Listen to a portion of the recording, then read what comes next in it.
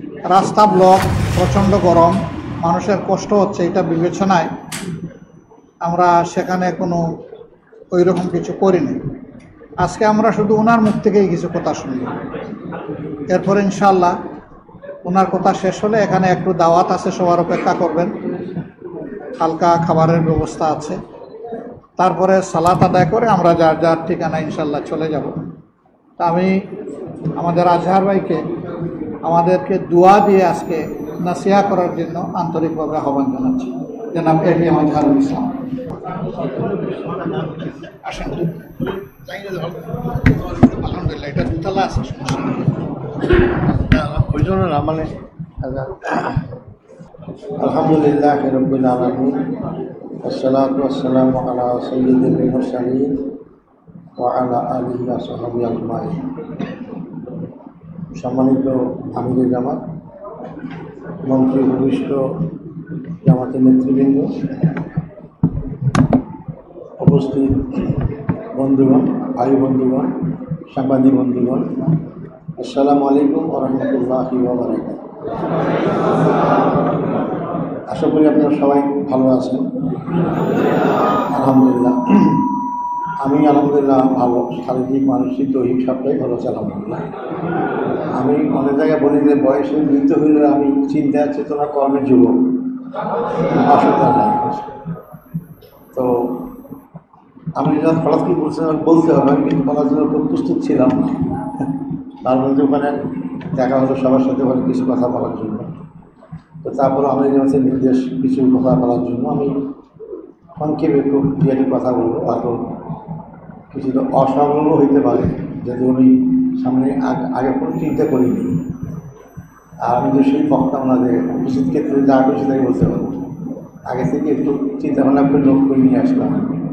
তো যাই হোক, আলহামদুলিল্লাহ, প্রথম আল্লাহ শুকরিয়া আদায় করছি যে আসলে যে আমাকে যারা কেন বাঁচিয়ে রাখছেন, আমি জীবিত আছি। 5 তারিখে সকাল পর্যন্ত তো ধারণা করিনি যে আমি আপনাদের সঙ্গে দেখা হবে। তবে আমি আন্তরিকভাবেই কামনা করতাম যখন 19 সালে আদালতের যখন আমাকে ফাঁসি হুকুম দিল, তখন একদম মানসিকভাবে প্রস্তুতি নিয়েছিলাম যে আমি আল্লাহর কাছে হাজির হব, এবং এটাই জান্নাত দেওয়ার সহজ পথ। মানে এটা কোনো দ্বিধাদ্বন্দ্ব ছাড়াই করতেছে, এবং পরিবারের কাছেও মানে সব কিছু তাদের কাছ থেকে বিদায় নিয়েছি, এবং আমার যেখানে যেটুকু মালামাল ছিল সব দিয়ে দিয়েছি। কিন্তু জানি না 19 সালের ডিসেম্বর থেকে করোনা হলো। আল্লাহ ওই করোনা থেকে আমাদের জন্য করোনা করবে, মানে ডিলে হতে হতে হতে পরে প্রায় তো 7.5 বা 5-6 বছর মতো কন্ডেনশনে ছিলাম, যেখানে ফাঁসি আসামিরা থাকে, আপনারা জানেন। তো সবচেয়ে কষ্ট হয়েছিল 2 নম্বর যেটা ফাঁসির, ওখানে সেই পুরাতন নম্বরের ফাঁসির সেল, ওর দরজা জানালা কিচ্ছু নেই, ফ্যানও নেই। প্রায় 10 মাস ছিলাম, যদিও নিজামী ভেঙে পরে ওখানে রাখা হয়েছে, কিছুদিন উনি খুব কষ্ট করেছে। তারপরে 4 নম্বর জায়গায় আমি আসলাম, ওখানে তুলনামূলকভাবে একটু মানে ভালো ছিল, কিন্তু খুব রেস্ট্রিকশন, মানে যেখানে সময় আমার ফাঁসি আমি যেতে পারি না।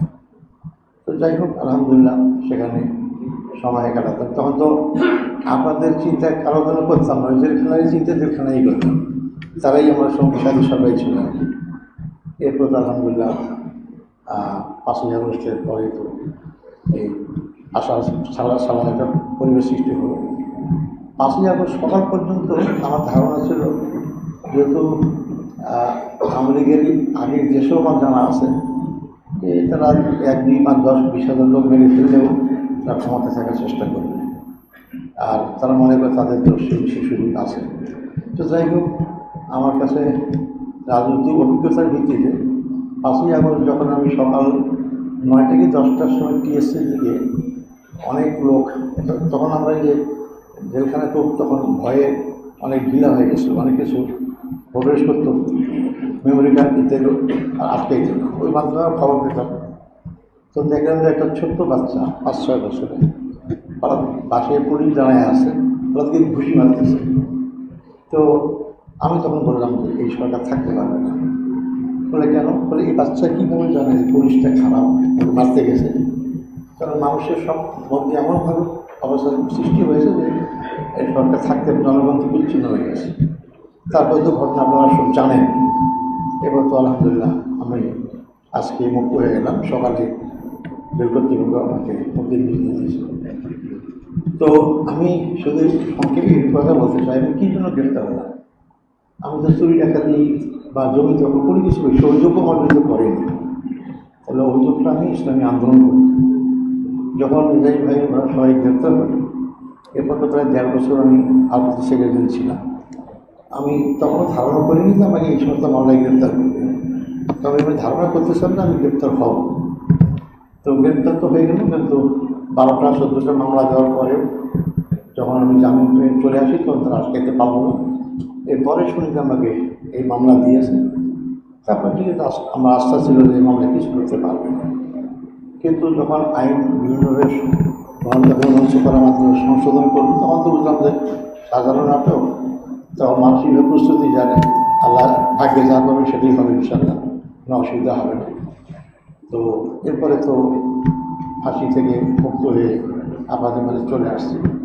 এবং আমি বললাম আমার অপরাধটা ছিল ইসলামী আন্দোলন করা। আমি শুধু এইটুকু বলতে ইসলামী আন্দোলন করার অপরাধ, এটা আমি যখন প্রথম ছাত্র জীবনে ইসলামী আন্দোলনে যোগদান করি, আমি লেখাপড়া ভালো না যেন ছাত্র ধারণা হলো আমার যেখানে মনে এটাই বদ্ধমূল ধারণা যে ইসলামী আন্দোলনের জুলুম, কষ্ট, নির্যাতন, ফাঁসি হবেই। এটা নিয়ে চিন্তা করি। তারপরে আমার কোনো সময় চিন্তা হতো না যে ইসলামী আন্দোলন করতে গিয়ে মৃত্যু হবে, মুখ হবে। আমার যারা সাবেক কর্মী সহকর্মী আছেন তারা বলতে পারবেন, আমি নিজেও চিন্তা করতাম না। আলহামদুলিল্লাহ আমি ইসলামী আন্দোলনে সব শক্তি নিয়োজিত করে কাজ করার চেষ্টা করেছি। তো আমি শুধু অনুরোধ করবো যে ইসলামের জন্য আমাদের নিজামী ভাই, কামরুল ভাই, মোল্লা ভাই, মুকাশিম আলী ভাই, তারা সরাসরি এক হত্যার সামিল হয়েছে। আর বাকি আমাদের সিনিয়র নেতারা যাদের খানায় চিকিৎসা না পেয়ে মারা গেলেন তাদেরকেও হত্যা করা হয়। তারা তো শহীদের মর্যাদাই পাবেন ইনশাআল্লাহ। তো তাদের অপরাধটা কি? তাদের অপরাধ কিছু করতে পারেনি। নিজামী ভাই মুজাহিদ তো মন্ত্রী ছিলেন, তখন তাদের 1 টাকা দুর্নীতি অপরাধ প্রমাণ করতে পারেনি। তো অপরাধটি ইসলামী অপরাধ, কিন্তু ইসলামের জন্য আমাদেরকে এই এত কষ্ট জুলুম দিচ্ছে, আমাদেরকে হত্যার মতো কাজ করছে, সেই ইসলামই আমাদের একমাত্র মুক্তির পথ। শুধু আমাদের একমাত্র মুক্তির পথ নয়, জাতি যদি সকল দিক থেকে মুক্তি পেতে চায়, আমরা নিয়ে বলে যা কিছুই বলি না কারণ ইসলামই একমাত্র মুক্তির পথ। আমার ক্ষুদ্র বয়সে আমি যেটুকু পড়াশোনা করার এখানে বসে চেষ্টা করেছি, আমার কাছে মনে হচ্ছে দুনিয়া কিন্তু ইসলামের দিকেই ধাবিত হচ্ছে।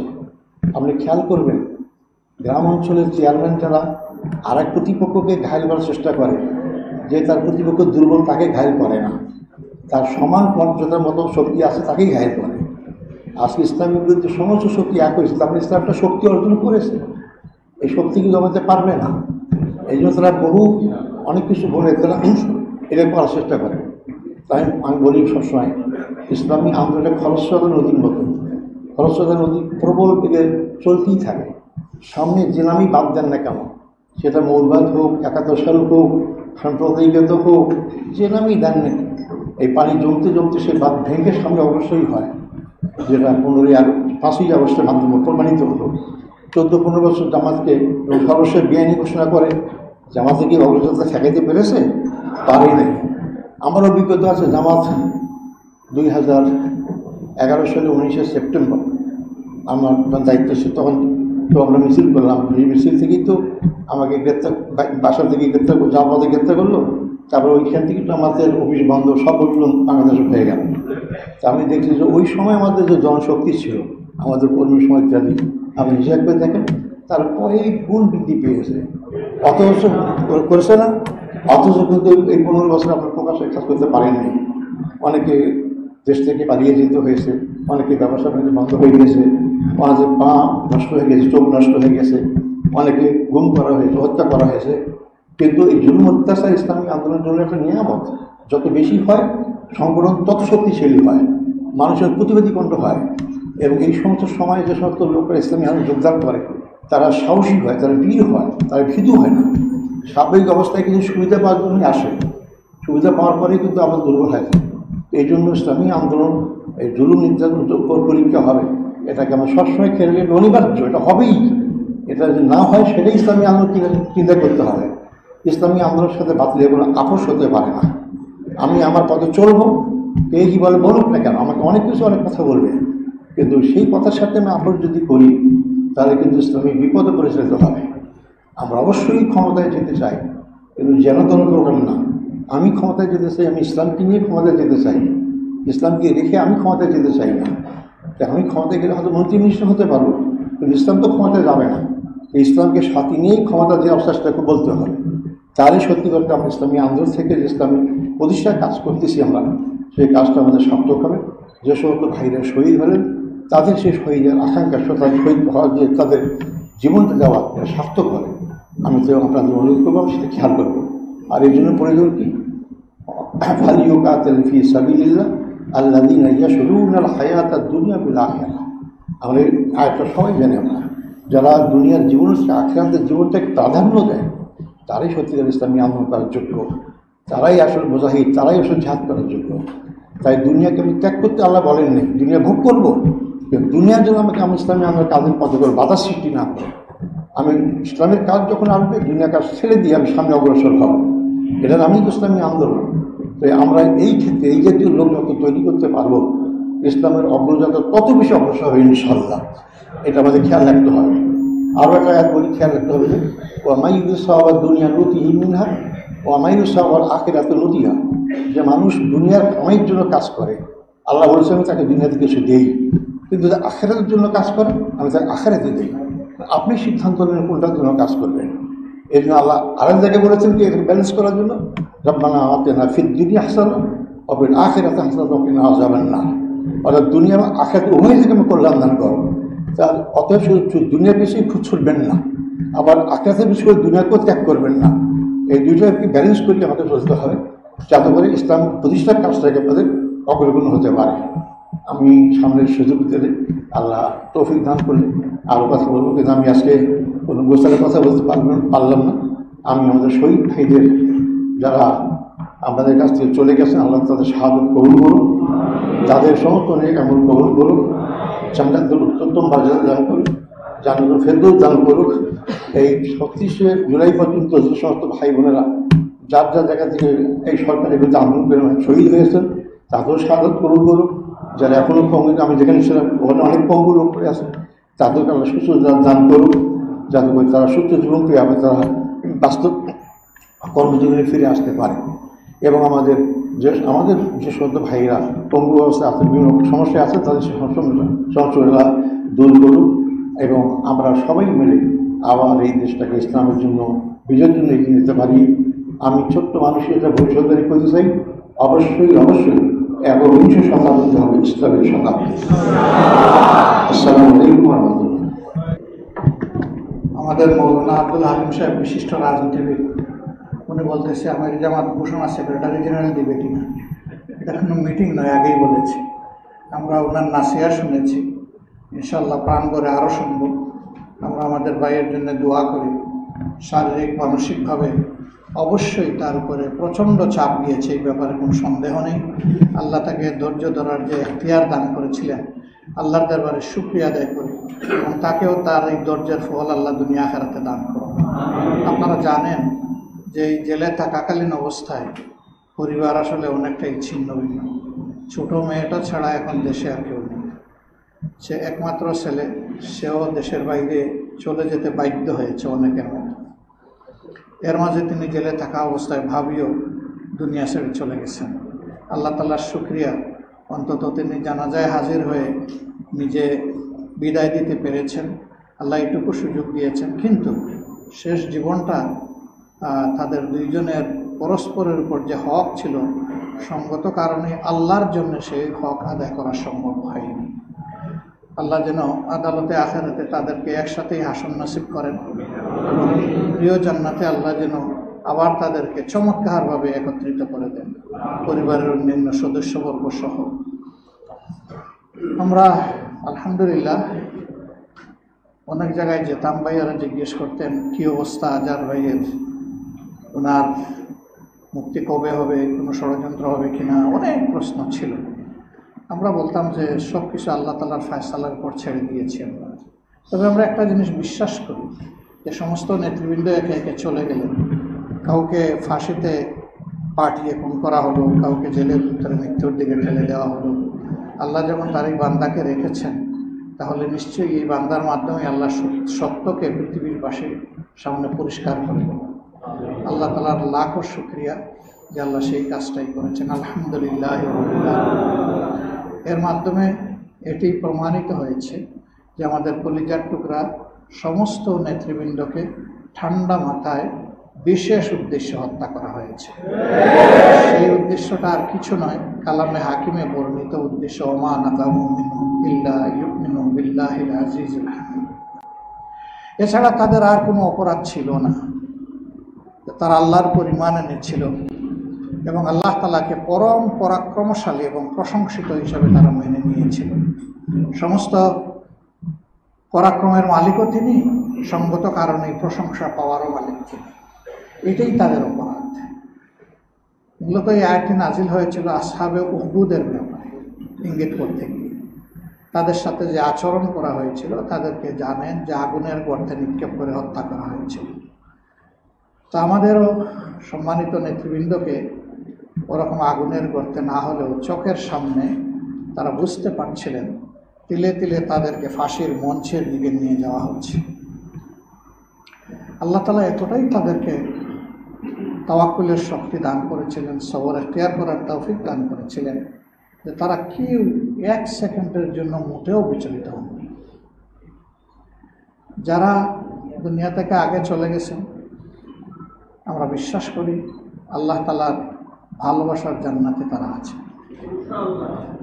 কিন্তু ফাঁসির এই দণ্ড মাথার উপরে নিয়ে তিলে তিলে অপেক্ষা করা, বেঁচে থাকা, এটি আল্লাহ তাআলা যদি মনকে শক্ত না রাখেন, ইমানের মজবুতি যদি দান না করে, বান্দা যদি একেবারে সব কিছু আল্লাহর উপর ছেড়ে না দেয়, তাহলে কোনো মানুষের পক্ষে এটা হজম করা সম্ভব নয়।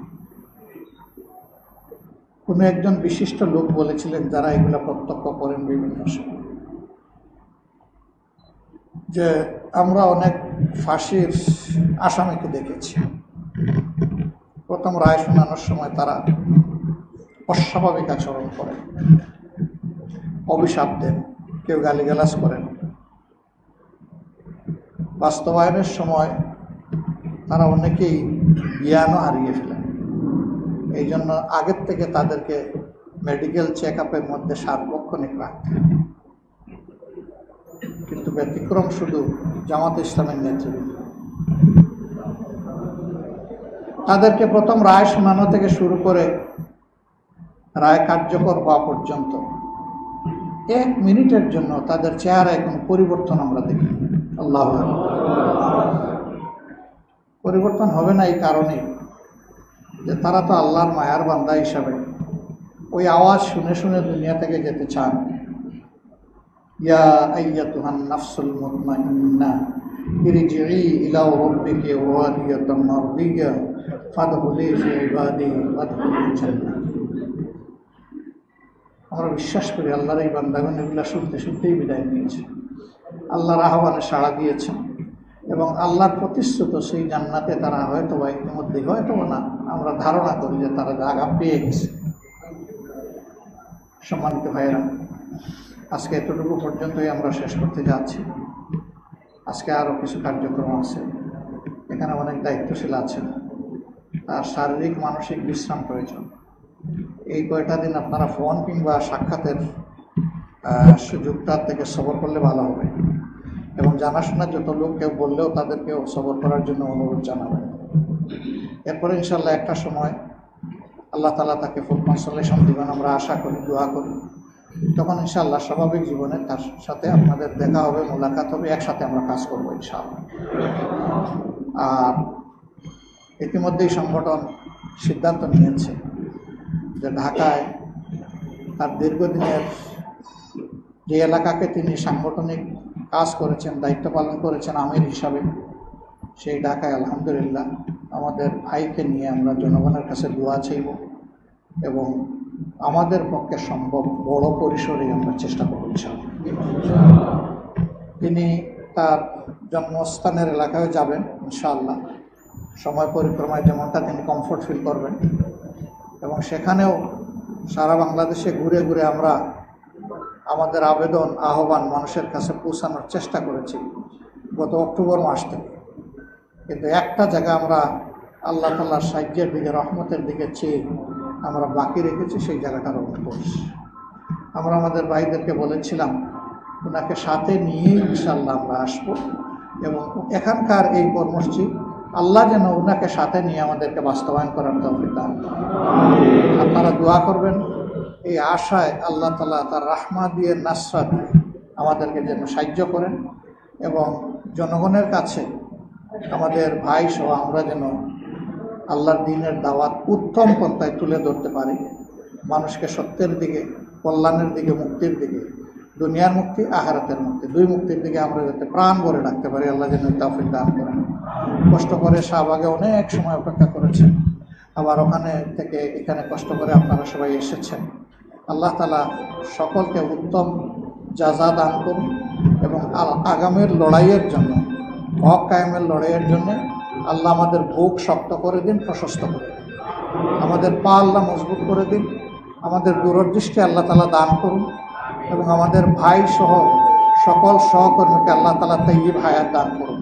সুবহানাকাল্লাহুম্মা ওয়া বিহামদিকা আশহাদু আল্লা ইলাহা ইল্লা আনতা আস্তাগফিরুকা ওয়া আতুবু ইলাইক। আসসালামু আলাইকুম ওয়া রাহমাতুল্লাহি ওয়া বারাকাতুহু।